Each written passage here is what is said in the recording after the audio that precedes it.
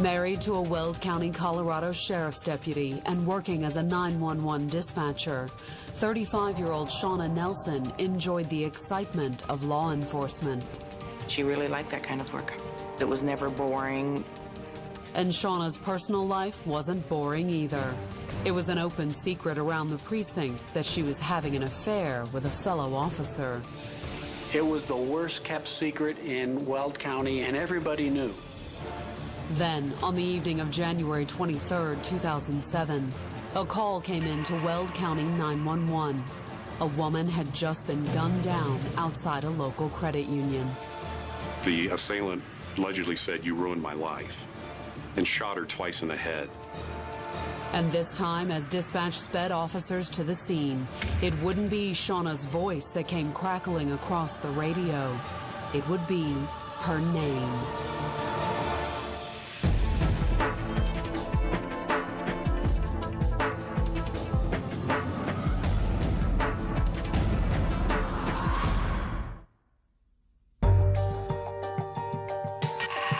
Shauna Bruntz was born in 1971 and raised in Greeley, Colorado by her aunt and uncle.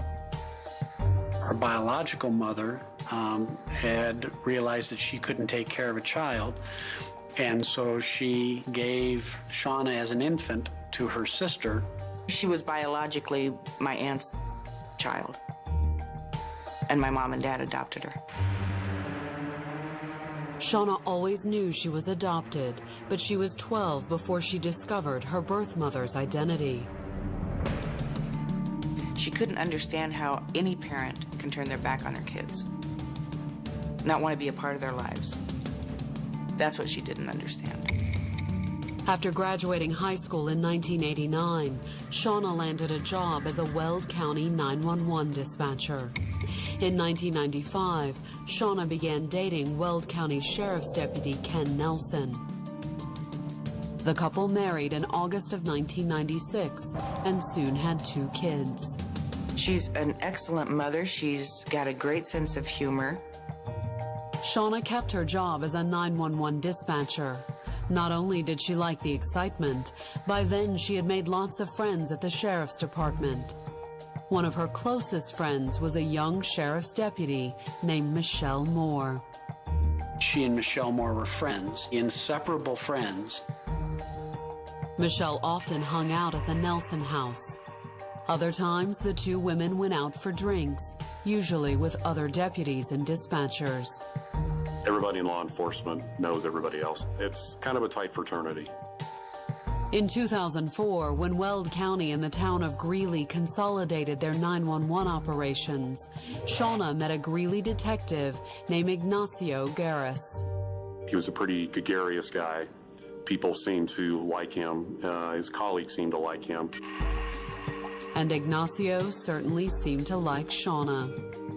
Ignacio started coming to the dispatch center where she worked more and more, basically just to be with her and talk with her.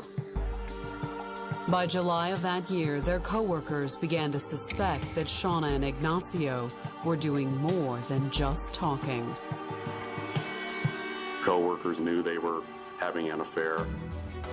While the relationship may have been an open secret at work, it wasn't until months later that Shauna's husband Ken learned about the affair. In January 2005, the Nelsons separated. Ken filed for divorce while Shauna moved into an apartment with the kids. During the separation, Shauna began spending more time with her best friend, Michelle Moore. She also continued her affair with Ignacio. But unlike Shauna, Ignacio wanted to hold on to his marriage. He did everything he could to keep his wife Heather from finding out. In fact, her co-workers considered him a model husband. Ig would bring her flowers, he would bring her balloons, he never missed an occasion. And we were always envious and jealous and all wanted to clone him because we thought, you know, this is the perfect spouse. But things got a little more complicated in July of 2005 when Shauna discovered she was pregnant. Ig told her he didn't want to have any part of the baby. Shauna was pretty adamant she was not going to have an abortion. Angry at Ignacio's reaction, Shauna went back to Ken and tried to patch things up. After 5 months of separation, Ken was ready to put the affair behind them and give their marriage another try. And that wasn't all. She told him that she was going to raise the child, and it was at that point that Ken said, well, why don't we stop the divorce proceedings and I'll agree to raise the child as my own. When the child was born in 2006, Ken began looking into adopting him. But the relationship between Shauna and Ignacio, as everyone would soon learn, was far from over. In December 2006, Shauna told Ignacio she was hiring an attorney to have his parental rights terminated. Heather had told us he was more than willing to sign anything he needed to sign to sever his relationship with the child. A little more than a month later, at around 6 o'clock on the evening of January 23rd, 2007, Ignacio's wife Heather walked out of the Greeley, Colorado credit union where she worked. She left with a group of coworkers. They were laughing, joking, headed out towards their cars. The laughter ended once they reached the parking lot. They saw this shrouded figure dressed in black with the Grim Reaper mask. The person behind the mask pointed a gun at Heather Garris and said, you're the one I want. Get on your knees, get down. Then, as her coworkers watched, the Grim Reaper put the gun to Heather's head. The assailant then said, you've ruined my life.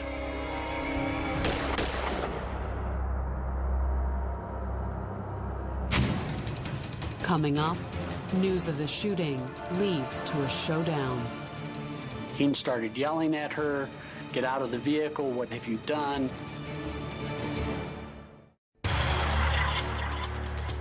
At 6:15 p.m. on January 23, 2007, a call came into the Colorado 911 center. A woman had just been shot outside a local credit union. Where is the person that was shot? On the ground. Is it male or female? Female. Heather Garris, her husband's a cop. When officers arrived on the scene, they found Heather in a pool of blood in the parking lot. 2 gunshots to her head had killed her instantly. The witnesses told police they knew exactly who killed her. In my mind, immediately thought Shauna. She was the only person that could have possibly done or had the motive to do anything.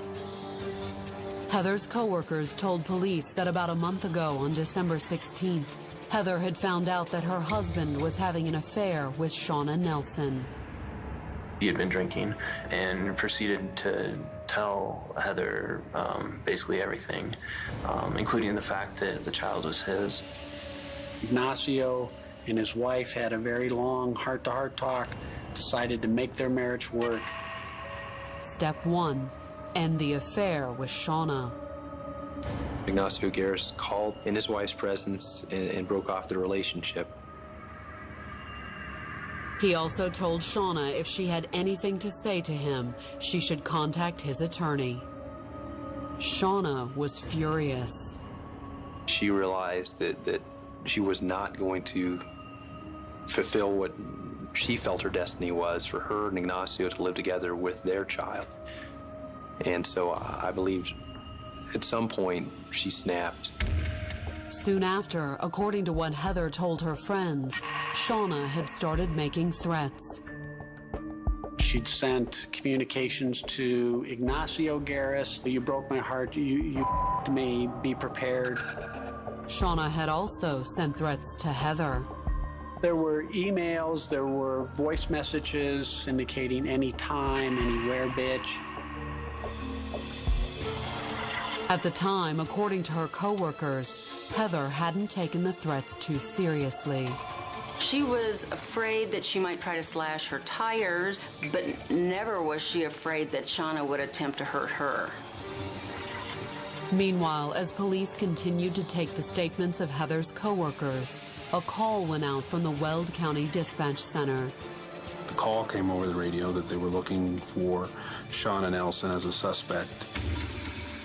Ken Nelson was at work in a squad room briefing when dispatch announced that his wife was a murder suspect.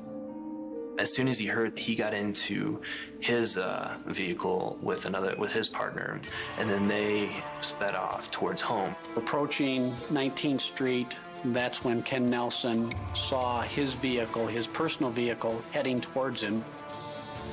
Shauna was behind the wheel. Ken Nelson made the turn onto 19th Street, stopped and jumped out of the driver's side and was standing in the roadway as Shauna Nelson then turned onto 19th Street. Shauna skidded to a stop next to her husband. Ken Nelson started yelling at her, "Get out of the vehicle, what have you done?" Moments later, Greeley police arrived and took Shauna in for questioning. They also searched the pickup. The mask was found underneath the seat in Nelson's truck. That night, in a Greeley Police Department interrogation room, Shauna denied any knowledge of Heather's death. Instead, she claimed that she'd merely driven Ken's truck to the liquor store. You left what time to go to the liquor store? Oh, God. I don't even know. I guess it was...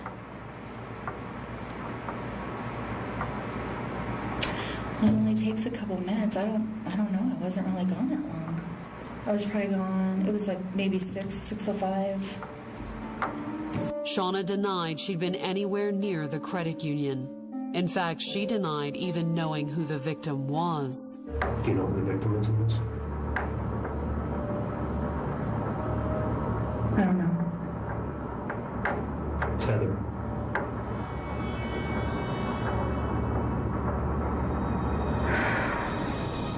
The interrogation over, Shauna was charged with first-degree murder. Greeley police spent the next several days questioning Shauna's friends and associates. They didn't have far to go to find them. Everybody except for the victim in this case worked for either the police department or the sheriff's department. Ignacio Garris, when questioned, confirmed what Heather's coworkers had already told his fellow detectives about Shauna's threats. Investigators also questioned Shauna's best friend, Sheriff's Deputy Michelle Moore. We all believe that Michelle Moore, who was a very close confidant of the defendant, had more information. But if Michelle did know more, she wouldn't share it with investigators, at least not at first. Michelle Moore says she never witnessed any animosity from Shauna Nelson towards Heather Garris. As the trial date approached, prosecutors built their case assuming that Michelle would be testifying for the defense. Michelle was going to back Shauna up on this. But with all the other witnesses and evidence, they were confident they could prove their case. I felt we had a very strong case even without Michelle Moore. But in November, with the trial just days away, prosecutors surprised everyone by asking for a postponement. And that wasn't the only surprise. Michelle Moore had suddenly switched sides and was now going to testify against her best friend. When that was revealed that she was going to switch sides, that raised a lot of eyebrows. Coming up, Shauna Nelson raises even more eyebrows when she tells a stunned courtroom that she and Michelle were more than just friends. I was driving Michelle home and told her that I no longer could have a sexual relationship with her.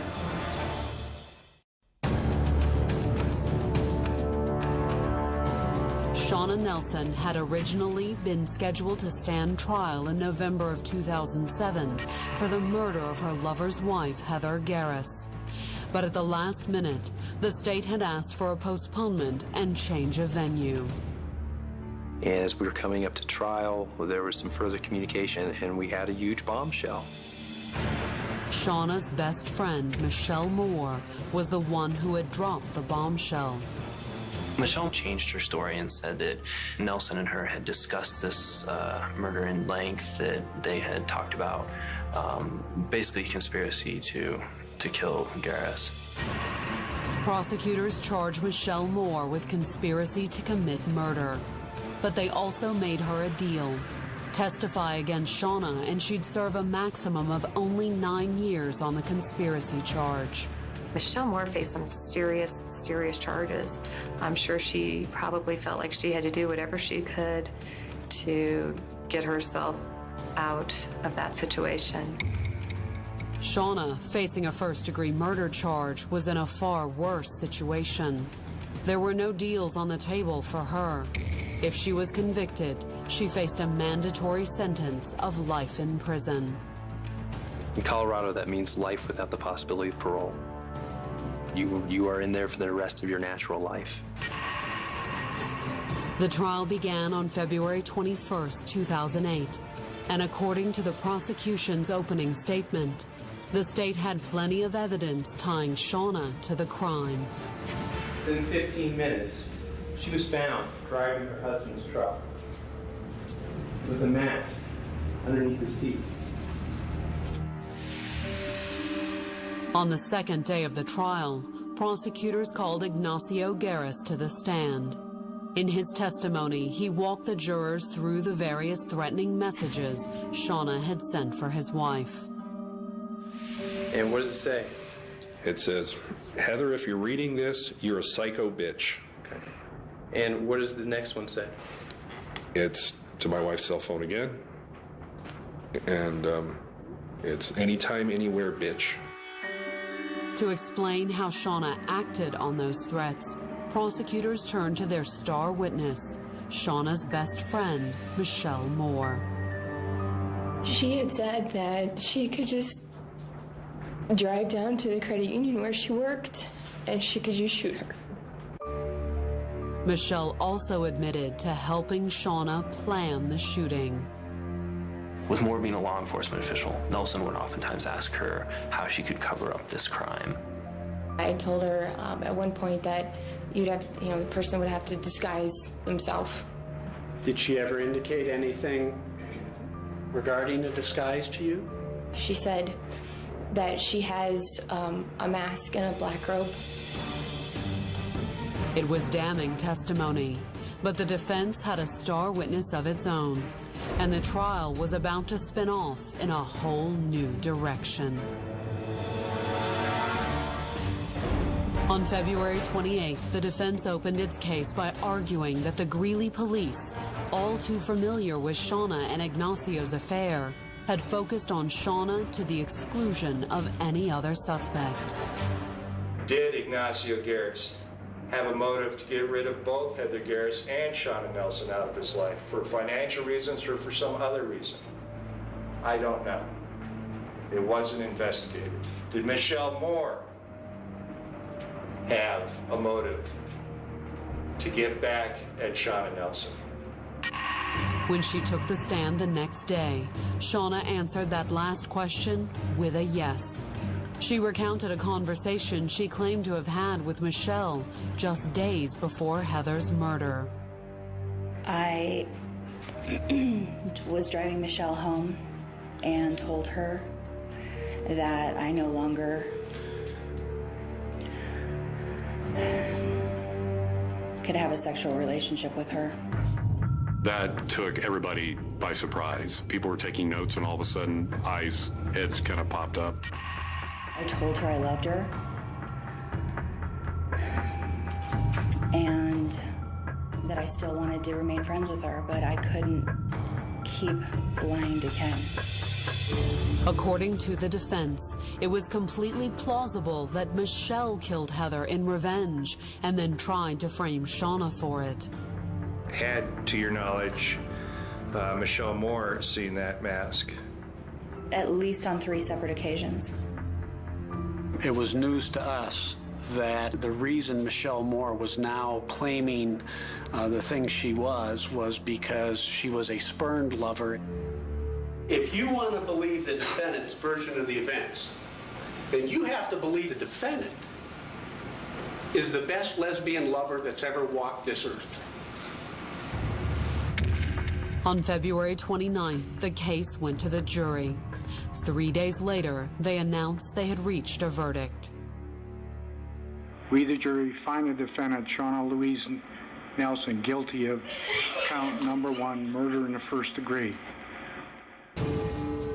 When they read the verdict, she just sat, stone cold sober. Didn't flinch, no emotion, no nothing. The verdict left the combined forces of the Weld County Sheriff's Office and the Greeley PD shaking their heads and looking forward to getting back to catching criminals outside the precinct's doors. Whatever forces drive Shauna to do what she did, and I don't think anybody can ever understand that.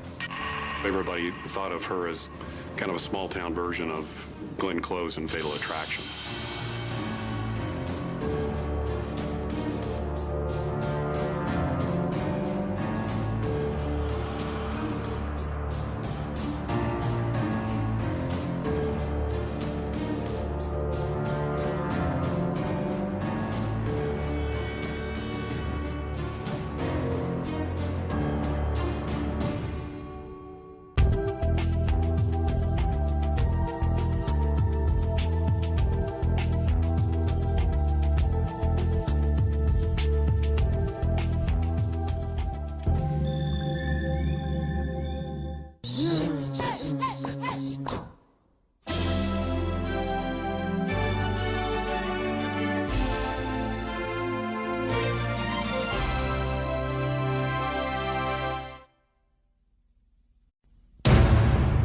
On July 14, 2005, 23-year-old Jeanette Slawinski rocketed through downtown Skokie, Illinois in her cherry red Mustang convertible.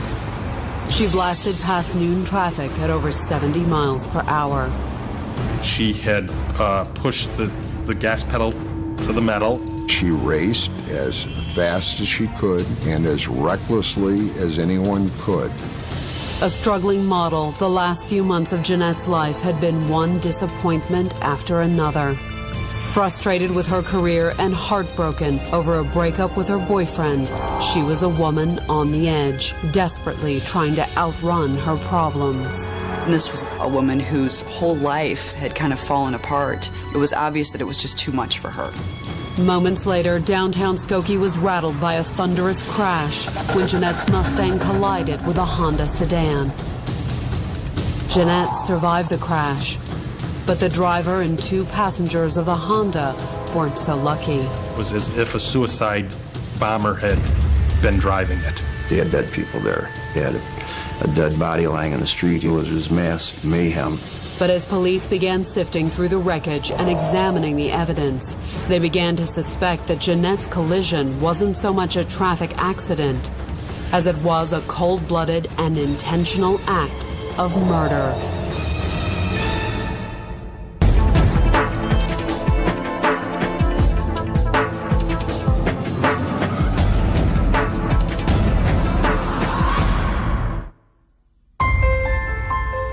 Born in 1982, Jeanette Slawinski grew up in the Chicago suburb of Morton Grove, Illinois. The only daughter of 2 hard-working and strict Polish immigrants, Jeanette was a tall, gangly girl who struggled to stand out. She was kind of a shy, quiet kid and just didn't really connect with a whole lot of people. She seemed like a loner. But at the beginning of her senior year, after bouts with depression, Jeanette gave herself a head-to-toe makeover. She bleached her hair and started dressing in skin-tight animal print tops. Suddenly, Jeanette Slawinski was hard to ignore. Shortly after she graduated, she embarked on a career as a local print model. She easily got work. Over the next few years, her figure graced the pages of a number of Chicago calendars and lingerie ads. She posed very well and she looked very natural in front of the camera. That's something that's very hard to do, especially for new models. With her money from modeling, Jeanette bought a flashy new Mustang convertible. And in 2002, she began a serious new relationship. With a blossoming career and a new boyfriend, Jeanette Slowinski's life seemed as if it couldn't get any better. But she still wasn't satisfied. Jeanette moved to Los Angeles with her boyfriend in early February of 2005. But after weeks of trying to catch her big break, Jeanette's career hadn't taken off the way she thought it would. Her aspirations were to be a model on the order of people who are in glamour and in vogue, and what had happened actually is that she had become a trade show model. And in the world of modeling, that's really kind of the lowest tier. You're at trade shows, you're standing in front of cars and boats and RVs, and that really wasn't what she had in mind for herself. But Jeanette received an even bigger blow when her boyfriend unexpectedly dumped her just after she moved to LA. She had clearly had her heart broken. This relationship that she had put a lot of stock in hadn't worked out the way that she thought it would. And she was pretty devastated, as a lot of young women are the first time they get their hearts broken. Jeanette reluctantly retreated home to Illinois and moved back in with her parents. It was devastating for her to come home and have to live in her parents' house. You really saw a woman whose whole life had kind of fallen apart. Back in Morton Grove, Jeanette's devastation soon turned into a deep depression. As her mood darkened, she found it more and more difficult to function. She had this fuzziness, this spaciness in her head. She just didn't feel normal. She just went around like a zombie. She wasn't sleeping well and just getting more and more, sadder and sadder and sadder. Concerned for her daughter's health, Jeanette's mother sought professional help. But even the experts didn't agree on the best way to treat Jeanette's ailment. There were quite a few different diagnoses that had been offered by the different providers that she had visited. Jeanette received different prescriptions to help treat her depression, but she had also been self-medicating. She was drinking, she was out partying. She was going out nightly, staying out to all hours of the day or night. Jeanette's mother begged her daughter to stop her party lifestyle and seek further medical help. Jeanette Slowinski was in dire need of medical treatment, and it was very difficult to help her or to stop this kind of action. July 14, 2005. It was a quiet Thursday morning outside the Slowinski home, but the serene morning silence was suddenly shattered by ear-splitting screams coming from inside the house. Jeanette and her mother were in the midst of a shouting match. Jeanette was yelling at the top of her lungs. Jeanette more or less flew into a rage. Though the argument had been over something insignificant, Jeanette's emotions had boiled over. It was the culmination of years of disappointment and unhappiness.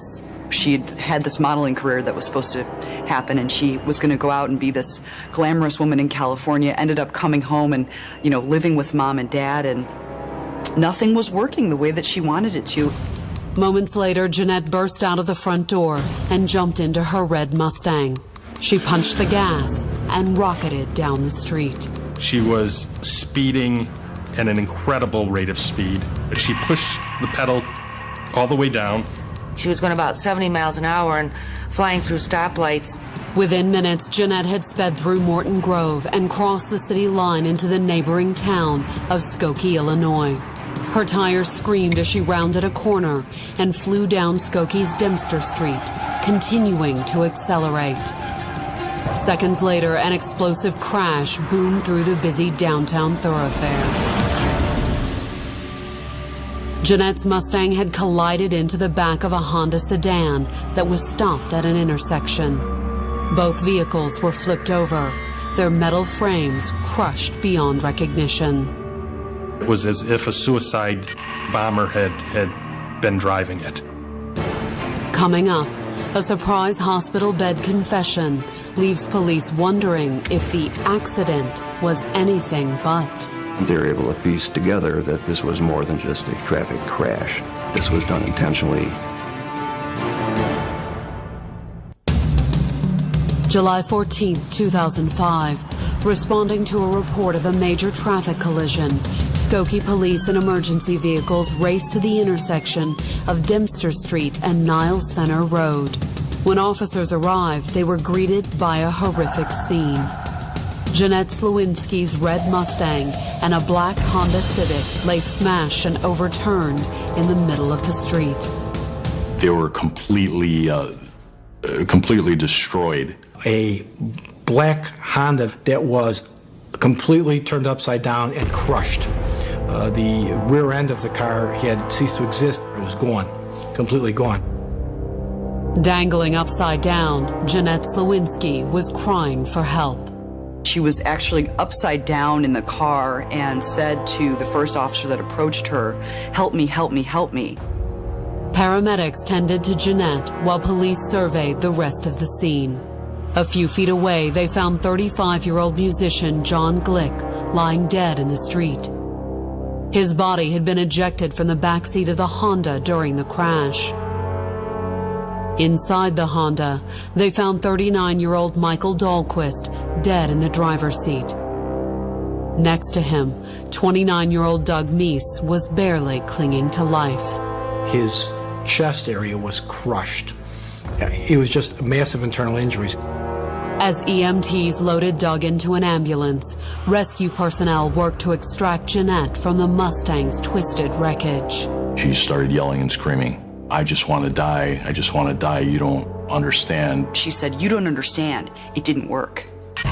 Brushing Jeanette's rants off as the ravings of a delirious woman, EMTs loaded her into the back of a second ambulance and raced her and Doug Meese off to St. Francis Hospital.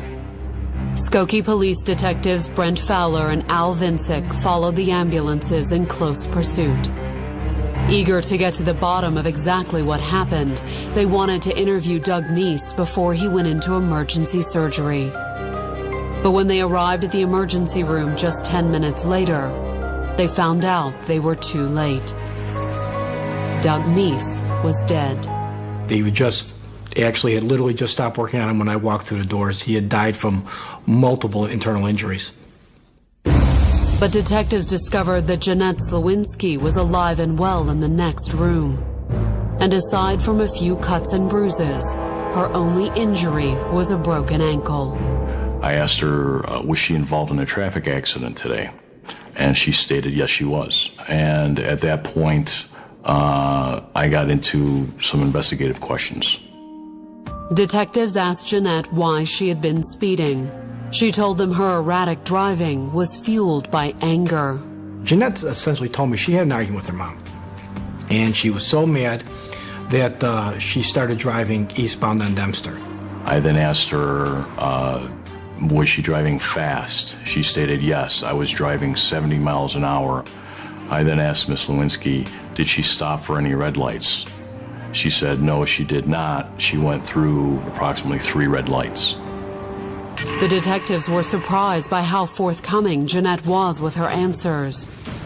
But they were floored by what she revealed next. She wanted to find tracks. And I said to her, what do you mean by find tracks? According to Jeanette, she was looking for train tracks. She was looking for tracks to drive her car onto, which is an indication that she wanted to take her own life. But she said she was so angry that she couldn't find the tracks that she just put her foot to the floor and impacted the black car that was stopped at Dempster Nile Center. But when the investigators pressed Jeanette on whether she purposely drove her car into the Honda, she suddenly changed her story. At first she said she did, and then she said she didn't, and she changed her mind. She flip-flopped around a couple times. Unable to get a clear answer out of Jeanette, detectives left her at the hospital and headed back to the police station. My thought process is that we had moved from just a simple traffic accident into a potential deliberate act. The next morning, while Jeanette lay recovering in a hospital bed, detectives and a team of forensic crash experts returned to the scene of the collision. There were no apparent skid marks on the pavement where her vehicle was traveling. To rule out the possibility of a mechanical failure, detectives had a mechanic inspect the car at the impound lot later that morning. A technical specialist was able to confirm that the brakes were in actual 100% working order. The inspection also revealed that Jeanette's foot wasn't anywhere near the brake pedal at the time of the crash. This gas pedal, it literally was concave. that only supported our thought process of the amount of speed and the amount of pressure that she was so determined to make that impact happen that she pressed her foot right to the floor. And using the old expression, damn the torpedoes, she went straight ahead. But the most damning evidence came to light later that afternoon when the crash recreation team calculated the speed and trajectory of Jeanette's car before the crash. Using detailed measurements taken from gouge marks in the roadway and damage on the vehicles, the team determined that Jeanette drove in a straight, beeline trajectory toward the Honda for more than a mile. And they learned that her speed actually increased right before impact. She impacted that car in well excess of 90 plus miles an hour. She drove straight at them. So she had to know at least there was one person in the back seat. You had to be able to see his head because you could see it from the back window. To police, it was proof of a premeditated act. She just wanted to end her life, and that led to her driving and crashing into the Honda, which contained the 3 victims. At 5:30 p.m. on July 15th, just 29 hours after the crash, Skokie police officers walked into Jeanette Slawinski's room at St. Francis Hospital, armed with a warrant for her arrest. As Jeanette lay in her bed, they charged her with 3 counts of first-degree murder. Coming up, Jeanette's criminal trial opens to a crowded courtroom and ends in a surprise verdict. She looked absolutely like, white as a ghost and just petrified. On October 16, 2007, after spending more than 2 years in jail, 25-year-old Jeanette Slawinski walked into the Skokie courthouse to stand trial for the deaths of John Glick, Michael Dahlquist, and Doug Meese. Charged with 3 counts of first-degree murder, she faced life in prison if convicted. In their opening statement, the prosecution outlined their case for murder against Jeanette, citing the severity of the crash, the speed she traveled, and her own statements to police after the crash. Prosecutors asserted Jeanette possessed a clear intent to kill when she climbed behind the wheel, and her intended victim was herself. But while her suicide plot ultimately failed, her deliberate actions did take the lives of 3 innocent men. She intentionally drove her car into that vehicle. There's no ifs, ands, or buts about it. She knew what she was doing. And when you do that, when you drive a car, your own car at 85 or 90 miles an hour into another car deliberately, you're supposed to know that you're going to cause either death or great bodily harm to whoever's in that vehicle. And under the statute in Illinois, you do that, you're guilty of murder. But in their opening statement, the defense claimed that Jeanette was not guilty by reason of insanity. They argued that Jeanette's crash was nothing more than a tragic accident. In fact, her attorneys maintained that the real reason Jeanette was speeding through Skokie that afternoon was to get medical help for her bouts with depression. The defense was claiming that she was on her way to Turning Point Behavioral Center, just agitated, and she had a mental episode, a mental breakdown. As evidence, the defense submitted records from a Turning Point registry log that clearly indicated Jeanette had an appointment on the afternoon of the crash.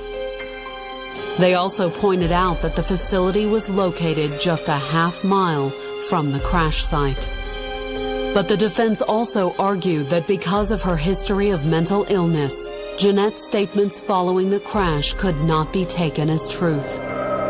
They also claimed that on the afternoon of her accident, her mental instability had reached a fever pitch. She thought she heard voices. She saw things that were not there. In the car, the radio was playing, and she thought that whoever was on the radio was actually talking about her. As proof of Jeanette's shattered mental state, her attorneys presented records that showed Jeanette had been admitted to a Chicago psychiatric hospital just 2 weeks before the crash. She was released after only 24 hours. Miss Lewinsky was paranoid. She was having trouble with concentration, that she had difficulty with thinking rationally. The defense called 5 psychiatric experts to the stand. Each testified to Jeanette's shattered psychological condition in the weeks, months, and even years leading up to the accident. They were all able to connect the dots between the beginning of her mental illness and what ultimately happened.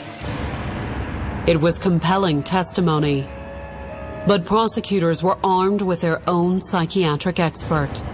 On the last day of testimony, they called Dr. Sharon Coleman to the stand, referencing her own analysis of Jeanette while she was in police custody.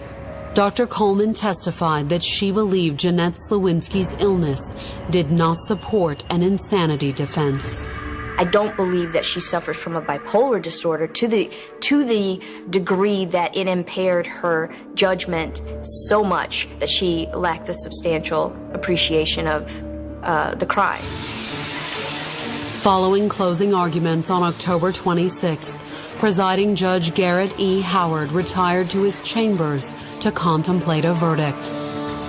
A few hours later, he announced he had reached a decision. He did not find Jeanette guilty of murder, but instead found her guilty but mentally ill on the lesser charge of reckless homicide. The judge thought she was connected enough to reality to know that she was trying to kill herself. He also believed that she did have a mental illness and that she was not intending to kill anybody except herself. With a slam of his gavel, Judge Howard sentenced her to 8 years in prison. Miss Lewinsky basically had her head down, and she was crying. She looked absolutely like, white as a ghost and just petrified. Jeanette Lewinsky began serving her sentence at Dwight Correctional Center on November 28, 2007. With good behavior, she could be paroled after serving little more than a year of her sentence. To some, that's a tragedy in its own right. The fact that she is going to get out of prison at a younger age than all 3 of those guys doesn't seem like much of a price to pay to me for killing all 3 of them. We have someone here who deliberately drove her car into a car which had our 3 victims in it and killed them for no reason. She wasn't mad at these people. She didn't know these people. Why did this unnecessary thing have to happen? Why did she do this? This was just a senseless, tragic act by Miss Lewinsky.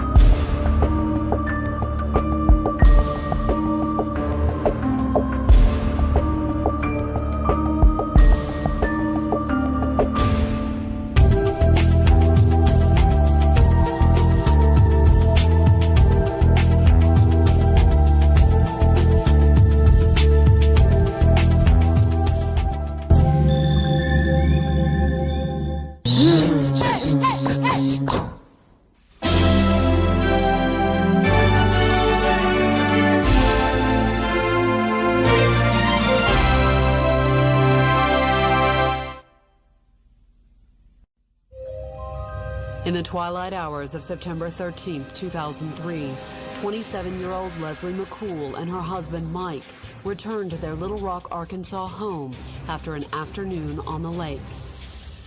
Pulling into their driveway, they found police officers waiting for them.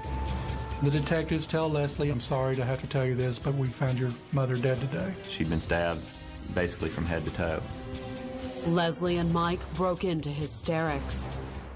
Both of them, cried and boo-hooed and acted like, shocked. How could this happen? But based on conversations they'd had earlier that afternoon, police already had a good idea how it happened. The very first thing that they heard was how horribly afraid Janie Ballard was of her daughter and son-in-law. Within the hour, officers had Leslie back at police headquarters for questioning. But what Leslie revealed next, no one saw coming. She lowered her head and said something to the effect of "it's bad" or "it's not good."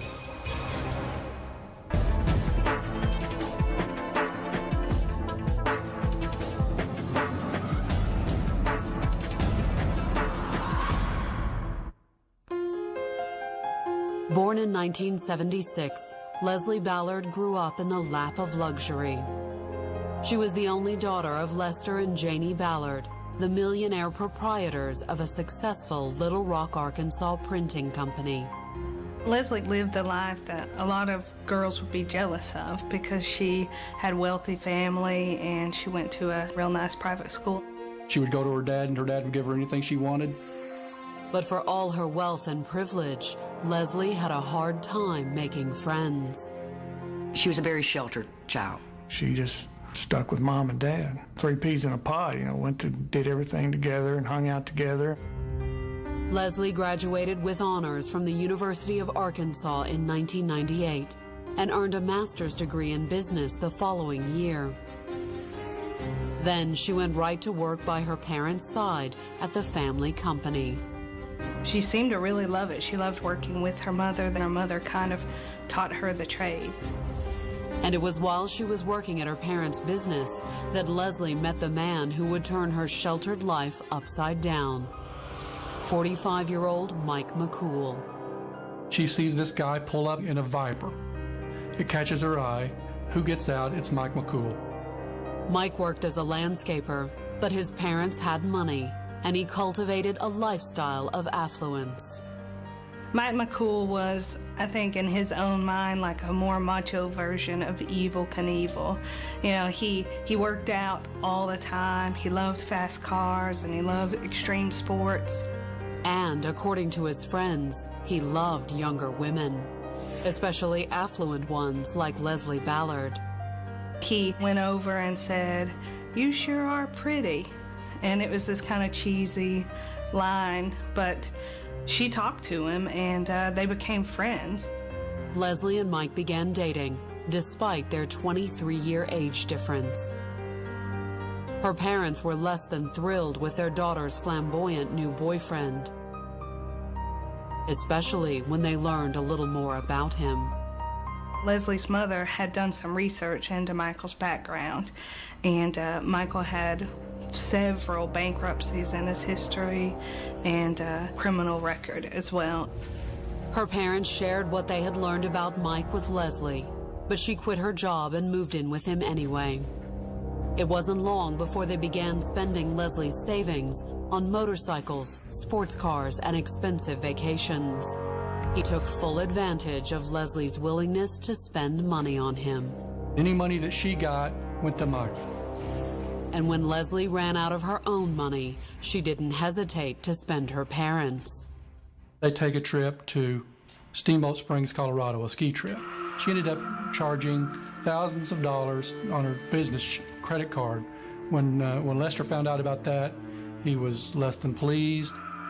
But Leslie's parents' displeasure over her reckless spending was nothing compared to the shock they felt when she unveiled her dramatic new makeover not long after the couple began dating. She had breast implants, she bleached her hair, she just did all things physical to please Mike. He took a brunette, baby-faced little girl and turned her into a blonde bombshell.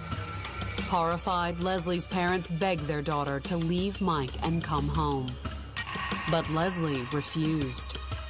Leslie just basically deserted her parents. In May of 2002, Leslie and Mike were married atop the mountain tower in Hot Springs, Arkansas. They wore just shorts and matching sunglasses, and the tourists were their witnesses because they didn't have any friends or family or anybody with them. Leslie's parents were devastated when they learned of the marriage a few weeks later. After it became apparent to her parents that she had chosen Michael, that there was no significant relationship between Leslie and her parents from that point. Leslie's mom tried to maintain a relationship with her daughter, but Leslie's father was heartbroken. He began to drink heavily and his health soon declined. Finally, in August of 2003, he passed away. Leslie and Michael were in South Florida at the time that Lester died. For about 10 days, Leslie was not in touch with the family, and during that time, they held the funeral without her. Leslie was crestfallen when she learned of her father's death over a week later.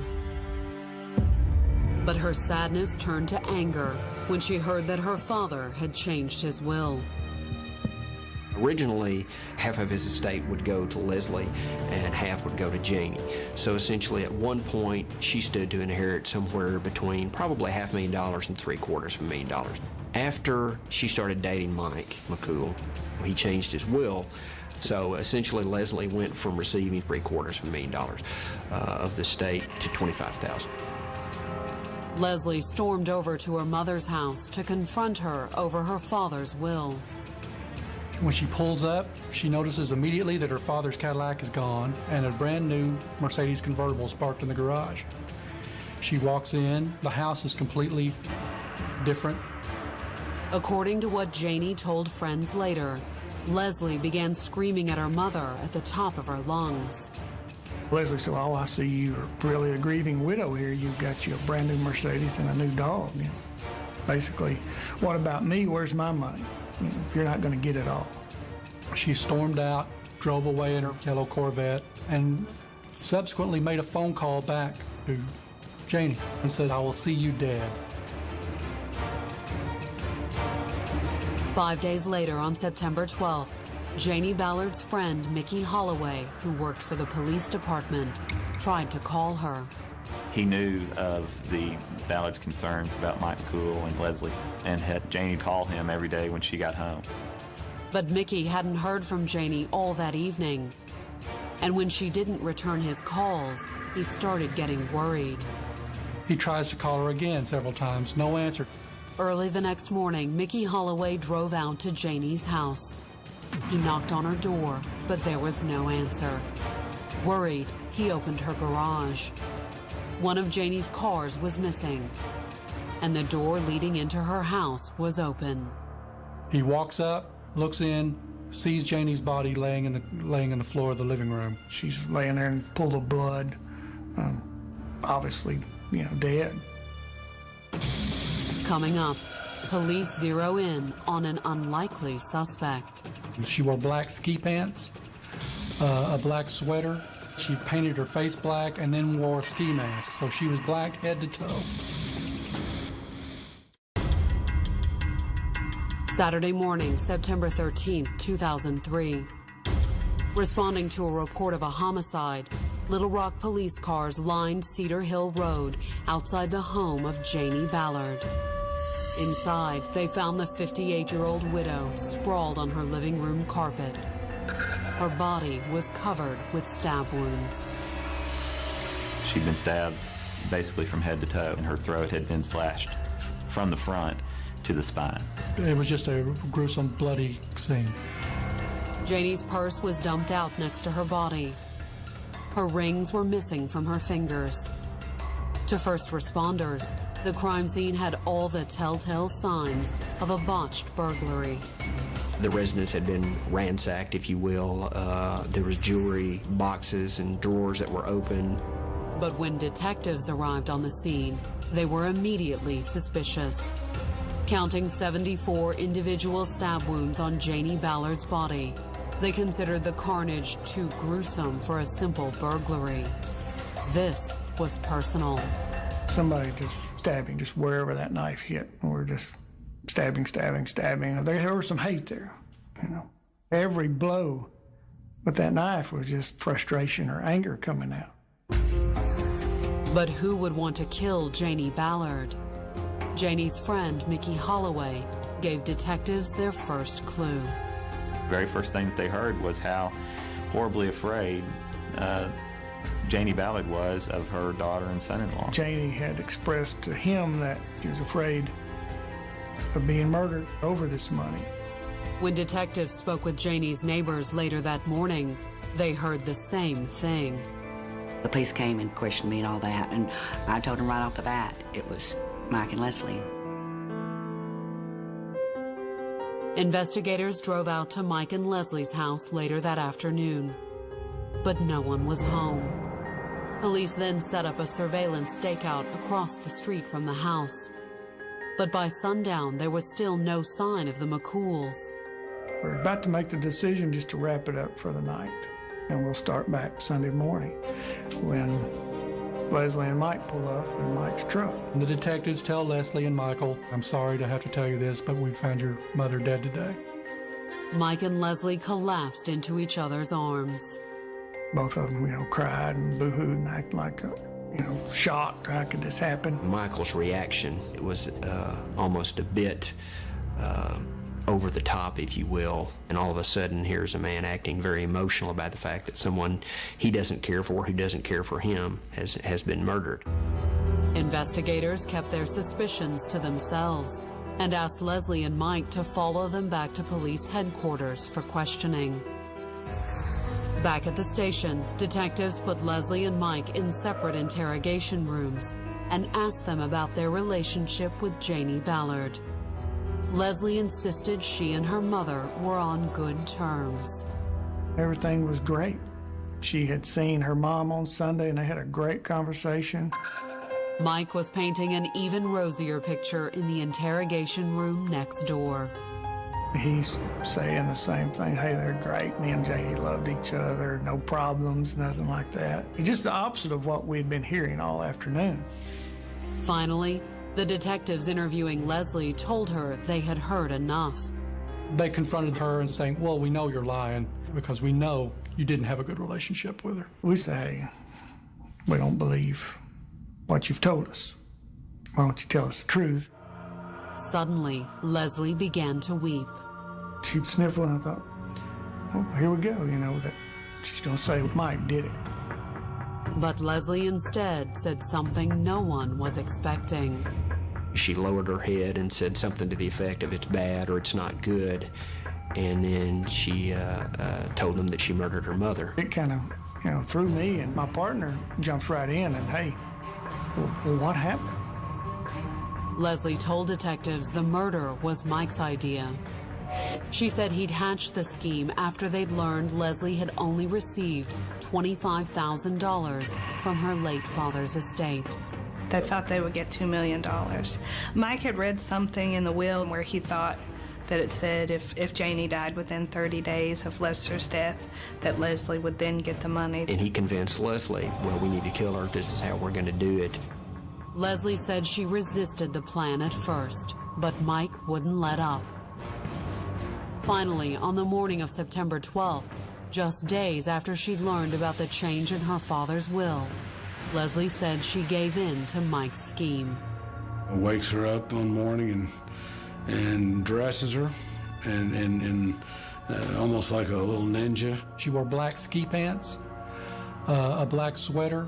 She painted her face black and then wore a ski mask, so she was black head to toe. Leslie told detectives that Mike then handed her an 8-inch butcher knife and dropped her off at her mother's house around 11:30 a.m. Janie was still at work, but Leslie knew she kept a regimented schedule. She expected her home any minute. Leslie told detectives she hid in a flower bed while she waited for her mother to return. And when she heard her car pull into the garage 20 minutes later, she made her move. She jumps up, follows Mom in, and hits her from behind right as she goes in the door. And then stabbed her over and over again. Leslie told police she stabbed her mother until she was sure she was dead. Then for insurance, she slit her throat. She was on top of her and cut down to her spine. Police arrested and charged Leslie McCool with capital murder. But as she was handcuffed, Leslie seemed strangely relieved. She's almost giddy. I've told my story, so everything's okay now. It was like this person had forgotten all about stabbing her mother to death and being under arrest. Police told Mike that Leslie had confessed to the whole thing, but he denied he had anything to do with it. He goes bananas. He's in a little bitty interview room, probably about 8 by 8, and he barricades himself in with his feet. He tries to cut his wrists on a metal thermostat that's in the room. He was crying. They had to pepper spray him to get him out of the room. He eventually came crawling out of the room on all fours, and he was a fairly pitiful sight. With Leslie and Mike behind bars, prosecutors set about preparing their case. The trial would turn out to be one of the most sensational in Little Rock history. Because even though Leslie had confessed to killing her mother, there was still a lot more to the story. Coming up, forensics reveal a shocking fact about the gruesome murder of Janie Ballard. On May 24, 2004, almost 9 months after her mother had been found stabbed to death in her home, 27-year-old Leslie McCool walked into the Pulaski County Courthouse to stand trial for capital murder. Prosecutors elected not to seek the death penalty, but she faced life in prison without parole if convicted. The courtroom was packed with spectators and press. It's not your everyday crime in Little Rock. I mean, it involved a horrendous crime and a wealthy family and a woman who, by all accounts, should have been like a successful businesswoman and not a murderer. In their opening statement, prosecutors portrayed Leslie as a greedy killer who savagely murdered her own mother to get her hands on her late father's $2 million estate. They painted Leslie as a spoiled little rich girl who, daddy's little girl who didn't get what she wanted, and she took it out on her mother. And the severity of the attack, the cold, calculated way that it was carried out as far as the planning goes, and then the savagery and the emotion that clearly came out during the attack was appalling. But in his opening statement, Leslie's defense attorney argued that Leslie was little more than a helpless pawn. According to the defense, Mike McCool was an abusive and domineering husband who'd terrorized Leslie for years. And he'd forced Leslie to murder her mother under the threat of death. Mike, had basically had her do his dirty work so he could get the money. He's basically telling her, the question is not going to be whether she's dead. The question is going to be whether you're going to be dead. Because she's dead either way. But if you don't do it, I'm going to kill you. To illustrate the level of abuse and control Mike exerted over Leslie, her attorney called her to testify in her own defense on May 26th. Leslie described where he would hit her, punch her, kick her. He basically beat her down, and she became his tool that committed these murders. She didn't want to kill her mother. She did what she was programmed to do. But on cross-examination, prosecutors asserted that regardless of Mike's threats, the excessive nature of the attack meant that Leslie went a lot further than executing a plan. If you're forced to do this, you're going to do the minimal amount that's necessary to kill your mother. This is overkill. There are too many wounds. Mike McCool didn't make her stab her mama 74 times. Leslie McCool picked up the knife and stabbed her mom, that many times, and then almost cut her head off. Confronted about the number of wounds, Leslie said she blacked out during the murder. She could only recall stabbing her mother 6 or 7 times. But the prosecution countered that the excessive violence of the attack emphasized how deeply personal it was. After she was dead, she went back, rolled her mother over, stabbed her in the chest, and cut her mother's throat. That clearly could be considered evidence of a very deep-seated anger. On May 28, 2004, the jury broke for deliberations. 2 hours later, jurors announced they had reached a verdict. They found Leslie McCool guilty of capital murder. She sort of dropped her head, but there were no tears, basically just a flat reaction. Presiding Judge Willard Proctor sentenced Leslie to life in prison without parole. As bailiffs guided her out of the courtroom, Leslie stared blankly at the floor. 5 months later, her husband was convicted of first-degree murder and sentenced to 60 years in prison. With both her parents dead and Mike in prison, Leslie doesn't get many visitors. About all she has left in the world is her $25,000 inheritance. That's her caretaker now in jail, is the $25,000. She can spend it at the canteen, whatever you buy when you're in prison.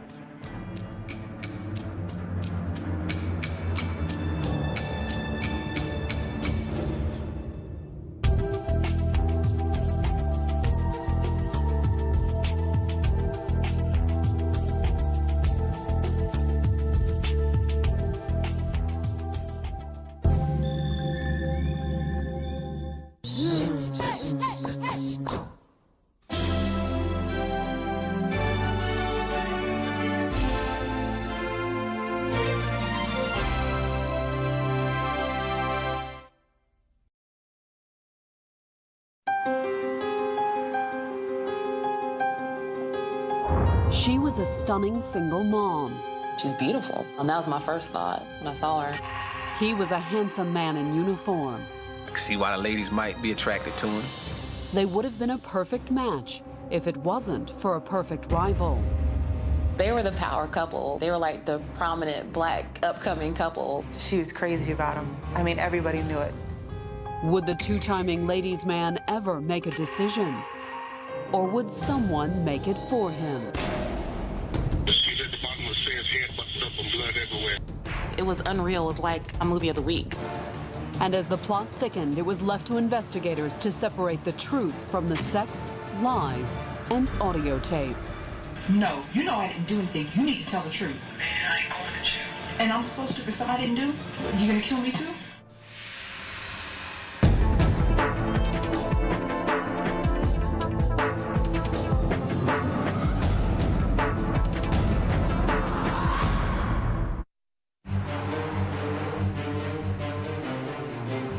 January 4th, 2007. A call came into a Durham, North Carolina 911 center just after 10 a.m. John 911, where's your emergency? The caller was a tenant at an apartment complex near the campus of North Carolina Central University. Someone was leaving the apartment. As he was coming down the steps, he noticed someone was laying at the bottom of the steps. He went and called 911. I just walked out my apartment. She's at the bottom of the stairs, head busted up and blood everywhere. Is she conscious? Hey, baby girl. Hello? You know, a lot of college kids live in this complex. So he didn't really think it strange to find somebody at the bottom of the steps. He figured the person was asleep. When she didn't respond, the caller tried a different tack. Do you want me to get her ID? I was going through her wallet to try to identify who this woman was laying on the floor. Her name is Danita Smith. A grad student who had spent 6 years at NCCU, Danita's name was well known on the college's Durham campus. Danita Smith was a very, very popular, very pretty girl, seemed to have everything in the world going for her.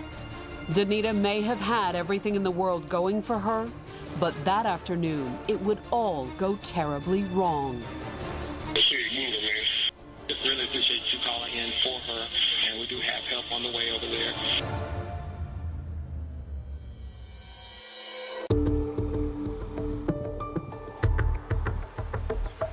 Working at a 911 center, Shannon Crawley was used to handling traumatic calls, like the one from the apartment complex that day.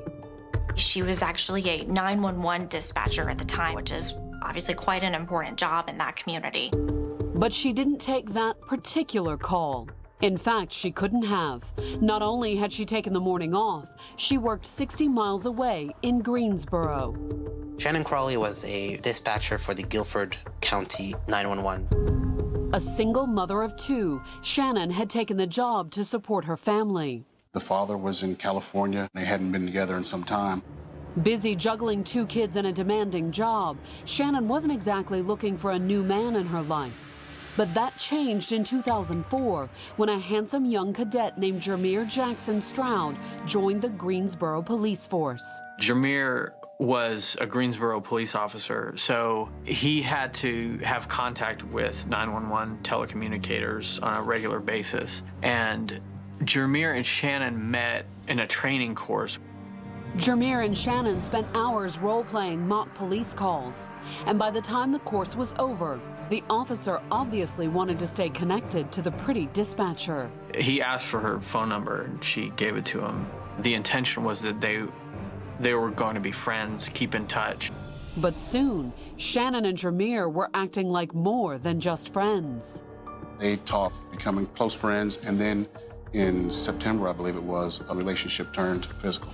It wasn't exactly romantic, however. It looked like a relationship of convenience. Friends with benefits is probably a good way to describe it.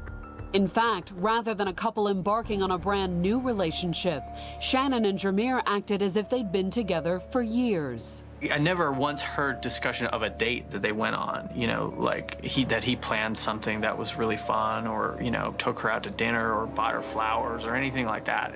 It was more like, well, I've got today off, you've got today off, you know, let's help each other do the laundry or, you know, go shopping. But only a few months after meeting Jameer, Shannon's casual relationship suddenly turned serious. Somewhere around the end of 2005, she became pregnant. Jameer and Shannon seemed to have the comfortable relationship of a married couple. But instead of prodding them into making it official, the pregnancy paved the way for a different sort of turning point. In January of 2006, her and Jameer agreed that they were going to have an abortion. The decision to end the pregnancy proved difficult for Shannon, as did the decision that followed. That was kind of the end of their mutual dating relationship. It may have been the end of their dating relationship, but the couple remained friends. They both still cared for each other. He would have a bad day at work or something like that. Something would go really bad for him, and he couldn't think of anyone else to call. He would call her. She was having a particularly bad day or something like that, she would call him. And even though they had not been intimate, when she needs an ear to listen to and she calls him, he answers, and they talk. Would they ever do more than talk? There were certainly signs that Shannon wanted to rekindle their old relationship of convenience. She started coming to his church. She actually ended up eventually buying a home in his neighborhood. Every time he had a problem, he would call her, and they'd have those long conversations on the phone. That was her way back in. Anyone that's been in a relationship knows that they always don't end on day one. They end and then they start up again. Would Shannon's moment ever come? One thing was certain. At the end of 2006, a huge problem was heading Jameer Stroud's way.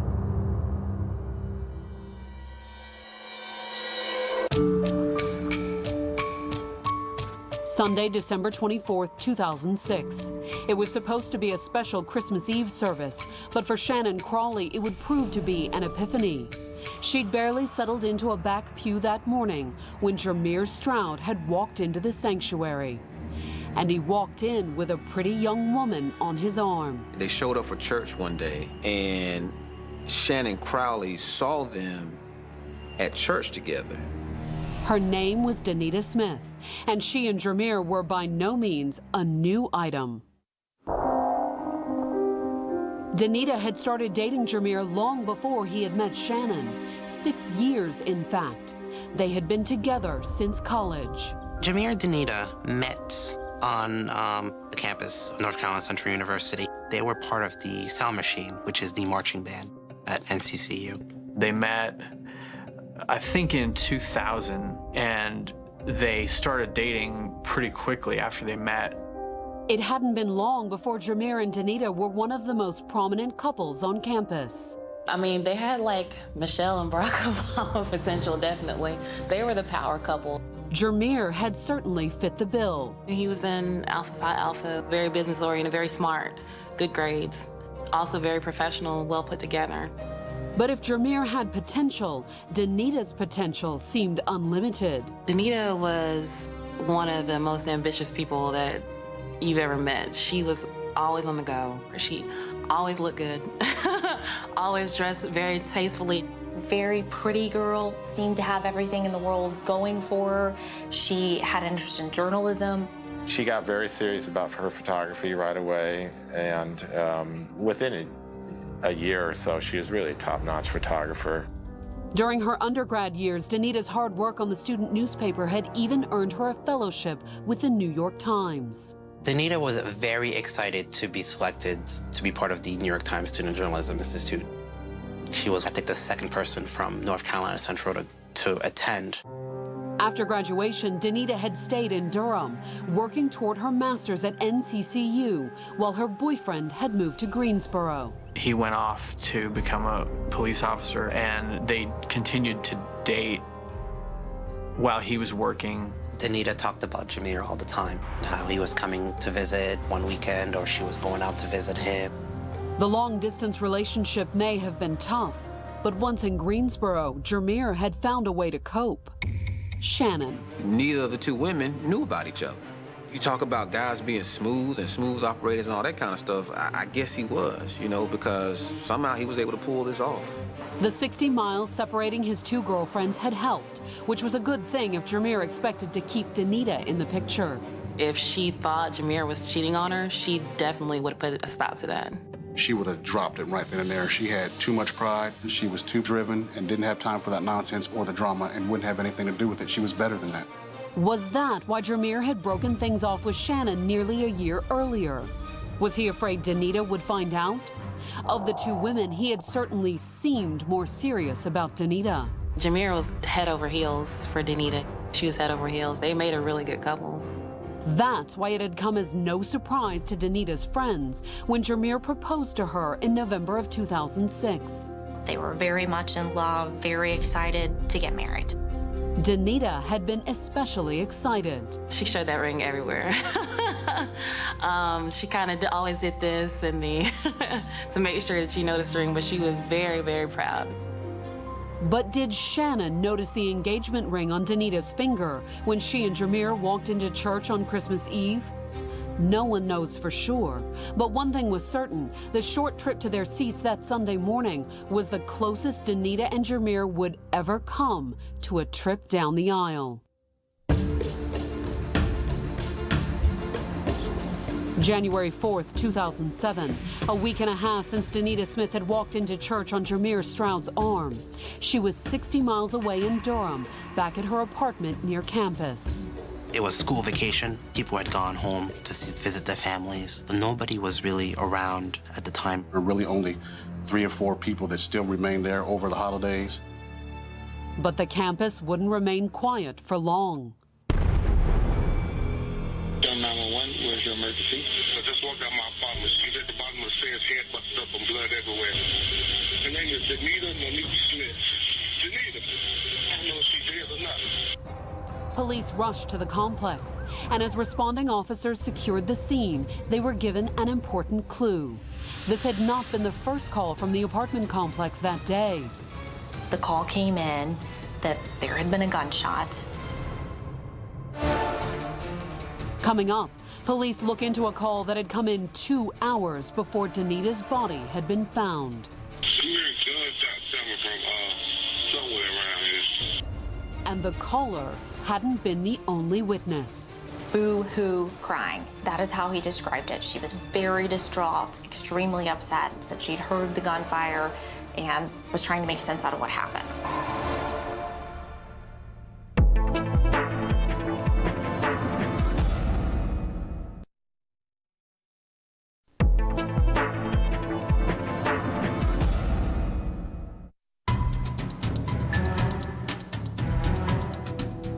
On January 4th, 2007, Durham 911 received a call from a North Carolina Central University student apartment complex.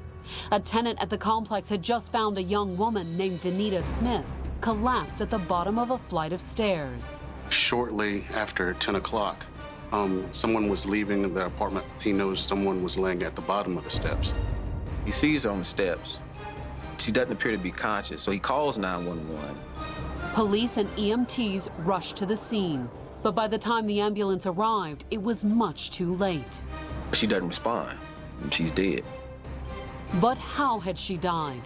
The man who found the body thought Danita had simply fallen down the stairs. Well, he thought that the girl had tripped and fallen, and so he called 911 to get someone to help her out.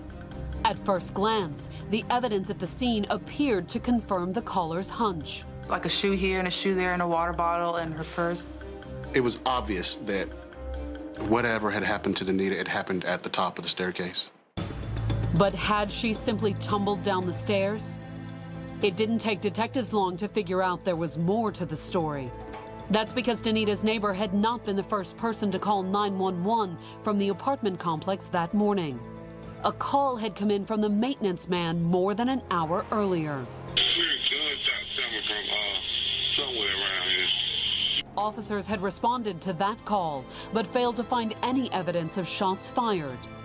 That is, until they turned over Danita's body. Processing the victim's body, we noticed that she had a gunshot wound to the head. At the briefing, we were actually informed about the 819 shots fired call. And obviously when Danita was found, and pretty much determined that the two were probably one incident. If that were the case, the maintenance man clearly heard the shot. Homicide detectives wasted no time taking his statement. Ed, 8:19 in the morning. He's just pretty much killing time smoking a cigarette, and he hears a bang. He got in his truck and actually drove toward where he thought the noise was coming from. That's when he saw a young woman shaking and in tears. He saw a black female walking kind of fast and had her hands over her mouth. As the young woman got into a burgundy SUV, the maintenance man pulled alongside. He asks her, "Ma'am, are you okay?" Because she's kind of shaking this and looks a little distraught. And she shakes her head no. He says, did you hear a shot? And she shakes her head yes. Boo-hoo crying. That is how he described it. She was very distraught, extremely upset, said she'd heard the gunfire and was trying to make sense out of what happened. Then the young woman drove off as the maintenance man dialed 911. Yeah, 911, where's your emergency? The cabin across the apartment. I'm hearing gunshots coming from somewhere around here. Did you hear anybody scream afterwards? No, this young lady that stays over here, she heard too. She's like upset and shaking and stuff like that. Police responded to the shots fired call, but found nothing out of the ordinary and no trace of the shaken young woman. Officers responded, circled around, spoke with the complainant, and they were able to come up with nothing. So they left the scene and cleared the call. Was the shaken young woman the maintenance man saw a witness? Or was it possible the woman in the burgundy Ford Explorer was the shooter? Police would have to dig for more answers. And Danita's body offered one potentially crucial clue. Her killer had struck with deadly precision. To, make that shot dead center in the back of the head, one typically thinks good marksman. I mean, it's hard to hit someone in the back of the head with a single gunshot. While crime scene specialists processed the evidence, detectives started contacting Danita's family, friends, and fiancé. Soon, a small, distraught crowd had gathered at the apartment complex. The family of Danita Smith was called. Everybody is on the scene. Everybody is upset. Danita Smith's fiancé, Jameer Stroud, was called. Stroud, of course, came to the scene. And had Jameer known, he might have had extra reason to be emotional. Police were already wondering, was he the marksman who'd killed Danita with a single shot? Finding that her fiancé, is a law enforcement officer, rose an eyebrow. Naturally, yes, of course, Jameer Stroud, he did come to mind. But by the time investigators were finished processing the scene the next day, Jameer was on his way home to Greensboro. Durham police would have to speak with him over the phone. We start to ask Jameer, look, see how forthcoming he was with any information. Where were you and what was your work schedule and that kind of thing. Jameer readily answered the questions, although his responses were a little vague. Jameer said on the morning of the murder, actually he was at home in bed because he had just worked the night before. Then the cop followed up and said, do you know anybody who drives a burgundy Ford Explorer? His exact words were, "Oh my God." Jameer not only knew a woman with a burgundy Explorer, he gave the detectives her name. Mr. Stroud came up with, Shannon Crawley had this, female that I know drives a burgundy SUV. What's more, according to Jameer, Shannon had been stalking him. The initial story that was coming out is that, he didn't really know her that well, but she had been stalking him and I guess maybe somewhat obsessed with him. Was Shannon's supposed stalking somehow connected to Danita's murder?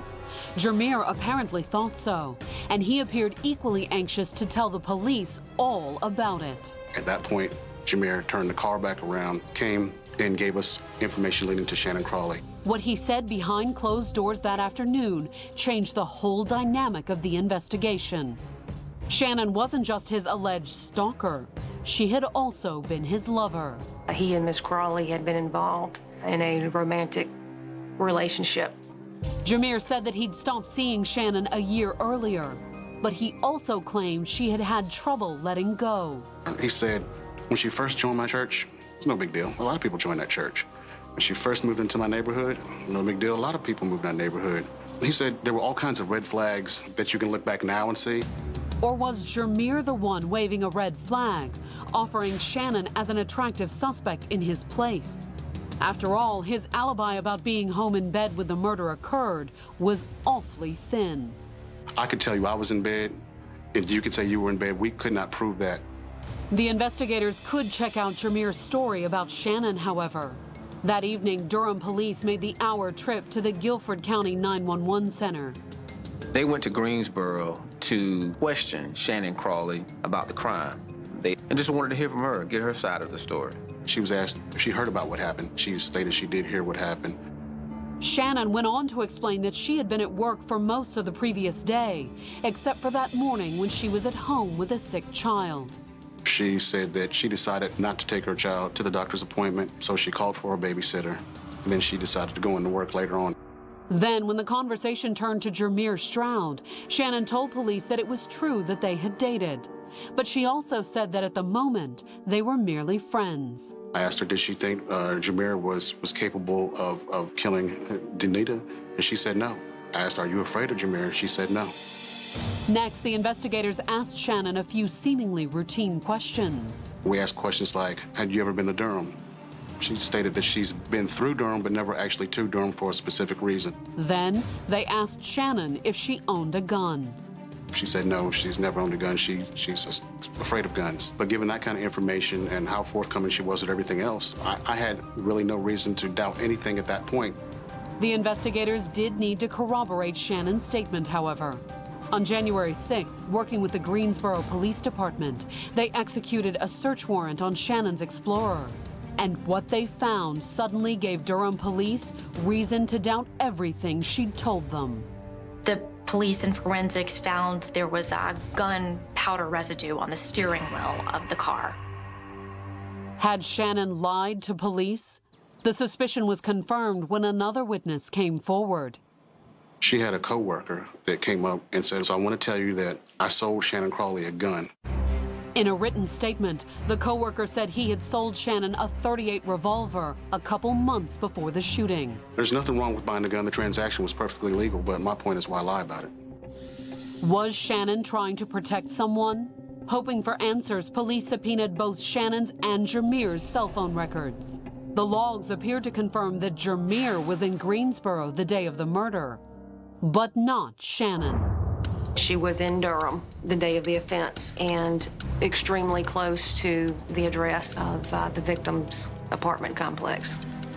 Between the co-worker's story about the gun and the phone records, the police had proof that Shannon had lied to them at least twice, giving them more than enough probable cause for an arrest.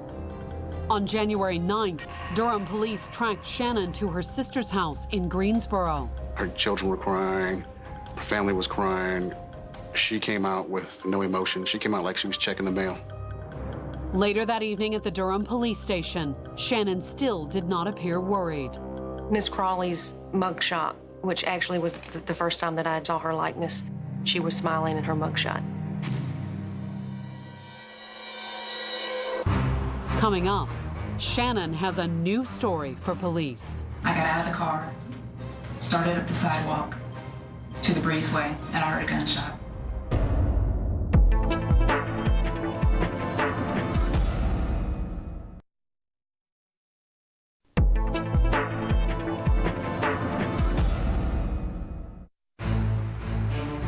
On January 9th, 2007, it had been less than a week since Danita Smith was murdered outside her apartment. But Durham police had already made an arrest. Shannon Crawley not only matched a witness's description of a woman fleeing the scene, she had once dated Danita's fiancé, Greensboro police officer Jameer Stroud. Information rolls out and you immediately start putting two and two together and going, oh my God, this is a jealousy thing. It was definitely rumors as to why a woman would be so enraged that she had to shoot another woman. A memorial service for Danita was held on North Carolina Central's campus. At the service, Danita was given a posthumous honor. They named the newsroom after her at the Campus Echo. And I think that meant a lot to the family. It's just symbolic things that help you, accept that loss. But soon, the room named in Danita Smith's honor would be abuzz with news about her murder investigation. But this time, it would be Shannon Crawley making headlines. and accusations. On May 30th, just 3 weeks after she'd been released on $175,000 bond, Shannon walked into the Durham Police Department with her attorney. She wanted to explain some of the evidence that had come out. She told police Jermier was the one doing the stalking in their relationship, not her. He would continuously call me on my cell phone at work. It would interrupt the radio. He would come in communications and stand in the hallway and stare at me. Shannon said that it was Jermier's odd behavior at the 911 center that had prompted the co-worker to offer her the gun for protection. I decided then that it may be a good idea to have something to protect myself because he always has his gun with him, and there wouldn't be anything I could do if he tried to hurt me or my children. At this point, she did acknowledge the fact that, yes, she had the weapon. But she also claimed she had immediately regretted the decision. She thought that even though she had the gun, she wouldn't be capable of firing it had the circumstances arisen. She said that she was very fearful of guns, so she threw that gun away. But why hadn't she told police the truth from the start? Do you still stand by the story that you've never owned a gun? The gun that I bought from I had for all of a day and a half. But had she thrown it away too soon? According to Shannon, Jermier threatened her with a gun of his own on the morning of January 4th, 2007. Shannon told investigators that Jermier Stroud had come to her home in Greensboro and forced her to get in the car and go with him to Durham. She stated that Jermier lifted up his shirt, showed her with gun, and put his finger over his mouth, telling her to be quiet. He said, "I'll make it real simple. Either your children die or you die for your children." And he knew at that point it wasn't a question. I told him, okay, that was fine. I called into work. I told him that my son had a doctor's appointment and that I would be late. He forces her to go with him. They pull into the parking lot right in front of Danita's building. He got out, took my keys and my cell phone. He went up the stairs. A few more minutes passed and I heard him arguing, him yelling at someone. Shannon said she'd decided to try and figure out what was going on. I got out of the car, started up the sidewalk to the breezeway, and I heard a gunshot. Shannon said Jermier had then run back to her car and jumped into the driver's seat. I started to get in the back seat, and the door was locked. And I told him, I can't get in, the door is locked. He got out of the driver's seat by sliding up over the back seat and got into the back seat and just told me to get in. I got in the driver's seat. I started to leave. She had stated that the gunshot residue that was found on the steering wheel of her vehicle was from where he initially jumped into the driver's seat before crawling into the back seat. According to Shannon, Jermier had remained in the back seat as the maintenance man approached in his truck. I stopped at the black truck and the man asked me if I was all right. I said, shook my head no. He said, did you hear a gunshot? I said, yes. She said that Jermier Stroud was actually in the back seat the entire time. He would kick at the chair when I would continue talking to him. I'm trying to glance in the back seat, but still trying to look at him, getting him to realize that he was in the back seat. But the maintenance man never saw Jermier. And when he drove off to search for the source of the shot, Shannon said there was nothing she could do. I watched the truck go up the hill and drive away from me, and I made the left.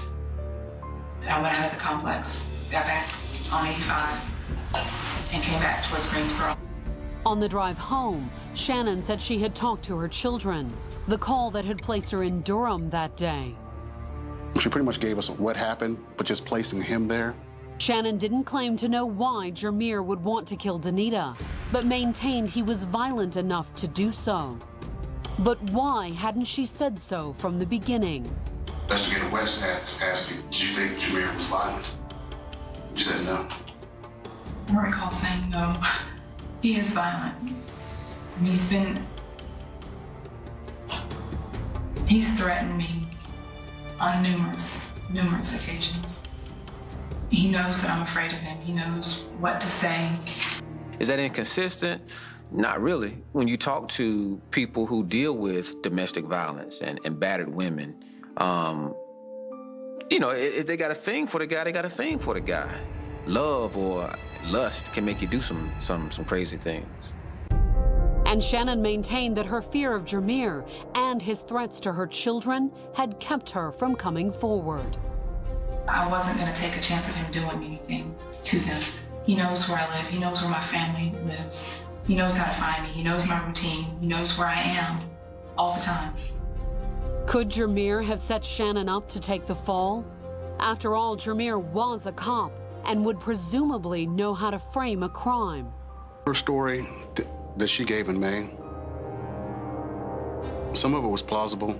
Plausible or not, Jameer denied everything when questioned by the police. Mr. Stroud continued to maintain his innocence and, basically proclaimed that he was a victim in all of this. Jameer wasn't the only one claiming to be a victim, however. After making her statement, Shannon certainly acted as if she still feared her ex-boyfriend. Out on bail and awaiting trial, she loaded up the kids and left town. She moved to Charlotte to live with her family. They live in the Charlotte area. But the 100 miles she had put between her and Jameer did little to deter the stalking, she claimed. She said that Jameer Stroud was calling all the time, that he was really bothering her. He didn't stop at threatening phone calls, according to Shannon. In June of 2008, a year after she had accused him of murder, Shannon would make another accusation against Jameer. Only this time, she wouldn't make the accusation at the police station. She would make it from a hospital bed. Early on the morning of June 20th, 2008, Shannon Crawley walked into a Charlotte ER and reported she had just been raped. She told police a very vivid story about how she went outside to walk the dog. Her dogs were barking because they heard someone outside, and so she went outside to walk her dogs. And Jameer was there and raped her for 3 hours. Coming up, Shannon tells her story in court. The rape allegation was something that they thought it showed a pattern. And the jury hears a shocking phone call. You gonna kill me too?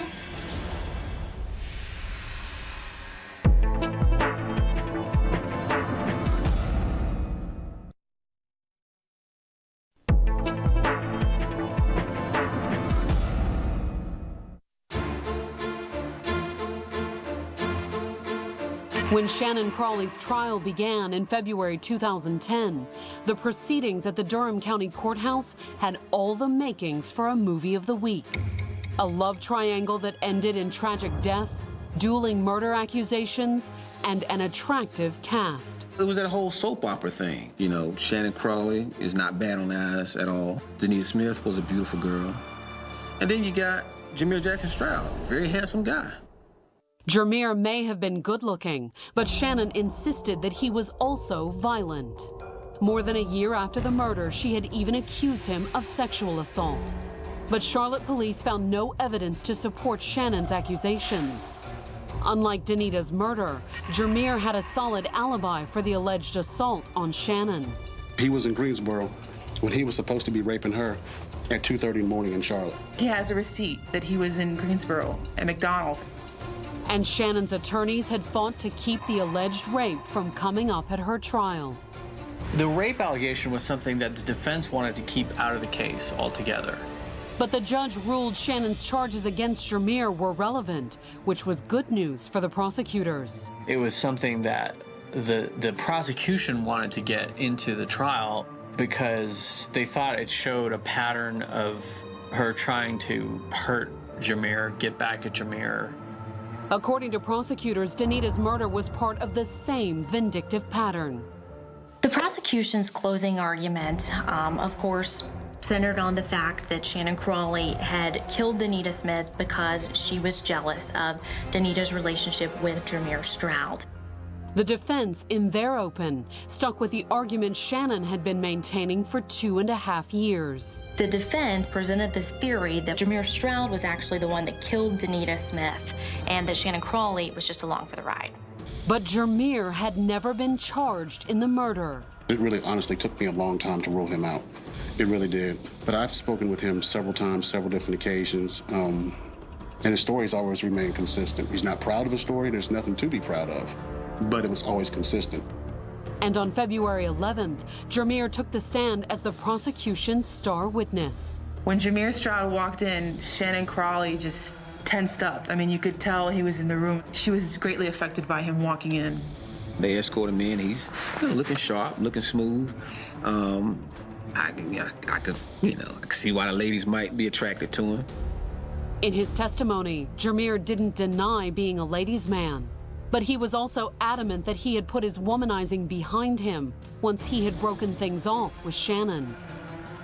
He was asked if he loved Danita Smith, and he said yes, that he very much wanted to marry her. On cross-examination, the defense questioned Jameer's sincerity. After all, hadn't he been dating Danita the whole time he was seeing Shannon? There's not a great deal that you could do to make him look favorable. I mean, there's nothing great about what he did, nothing good at all. But it was Shannon, not Jameer, who had fired the fatal shot the prosecutors claimed. As proof, they called Shannon's former co-worker to the stand to reiterate what he had told police 3 years earlier. The individual that sold the gun to Shannon stated that he sold her a .38 caliber revolver. During the investigation, Shannon had initially denied owning a gun, and when caught in that lie, said she'd thrown the .38 away. And although a murder weapon had never been found, on February 15th, prosecutors called the state firearms expert to the stand. In his testimony, he revealed a significant detail about the bullet fragments recovered during Danita's autopsy. After receiving the bullet fragment from the medical examiner's office, it was determined that the bullet was a .38 caliber. Prosecutors had provided Shannon with a motive and connected her to a potential murder weapon. But was it enough to convict the single mother of murder? When her attorneys started presenting her defense on February 18th, Shannon appeared confident of an acquittal. It was like she was just here for, paying a bill or something. You would have never have known she was on trial for murder. And she appeared just as confident later that same afternoon when she took the stand in her own defense. She seemed very sure of herself. She was poised. And she was also well rehearsed. Shannon's testimony was almost a mirror image of the story that she gave in May of 2007. Just like in 2007, Shannon testified that Jameer had forced her to come along on his road trip to kill Danita. But what about the cell phone records that placed Jameer in Greensboro? According to Shannon, they were part of Jameer's well-orchestrated plan. According to her story, he'd be smart. Keep your cell phone away. I mean, he's a police officer. He knows how investigations work. If you didn't have the proof, you might have believed her. She was convincing. If you ignored the facts, she was very convincing. Shannon may have been convincing on the stand, but how was she on tape? During cross-examination, the DA confronted Shannon with a series of tapes they had secured from the defense during discovery. He had it up there on the witness stand, the boom box. He pressed play and let him play for a while, let the jurors take it in, let them absorb it. Shannon had given the tapes to her attorneys months earlier, claiming they were recordings of threatening phone calls Jameer had made to her. But the defense hadn't used them as part of their case, and the reason was soon obvious. You gonna kill me too? We all heard Jameer testify, and he had a pretty deep voice. And whoever this person was on the other end of the phone was, had a high-pitched voice. Folks were like, "Are you kidding me? This stuff, this is so fake." You need to tell the truth. Man, I ain't going to jail. And I'm supposed to decide I didn't do? Closing arguments came the next day. The prosecutor touched on a number of the different claims that had come up, the rape allegation, also the audio tapes that were made. Does anybody truly believe that that makes any kind of sense? That somebody who did the things that she's saying Jameer did would call and say those kinds of things and basically just confess and admit to killing Danita? He said specifically to the jury, she is playing you. She is trying to play you. If it sounds too good to be true, if it sounds fabricated, it is. In his closing, Shannon's attorney relied on reasonable doubt, imploring jurors not to send a young mother to jail unless they were absolutely sure that Shannon, not Jameer, was guilty of Danita's murder. I think it all really came down to whether or not the jury believe Jameer? Did they believe he was a good person? Did they believe that he could do something like this? Because if they did believe that, then they definitely would not convict her. Coming up, the verdict prompts surprising words from the judge. He said Jameer Jackson Stroud created the perfect storm for all of this to happen.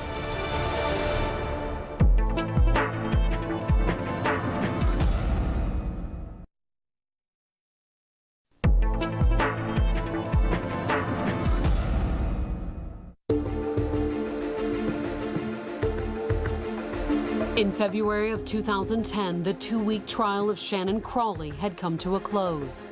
She was accused of killing Danita Smith, the fiancée of Shannon's former lover. Followers of the case had been waiting a long time on its outcome, and on February 22nd, the waiting was over. When it was time for the verdict, word got out, and the folks from the courtroom, everybody swarmed in, and literally standing room only. 3 years earlier, Danita Smith had been killed by a single shot to the head. And that afternoon, it only took a single word to take Shannon down. They pronounced her guilty of first-degree murder with malice, deliberation, and perpetration.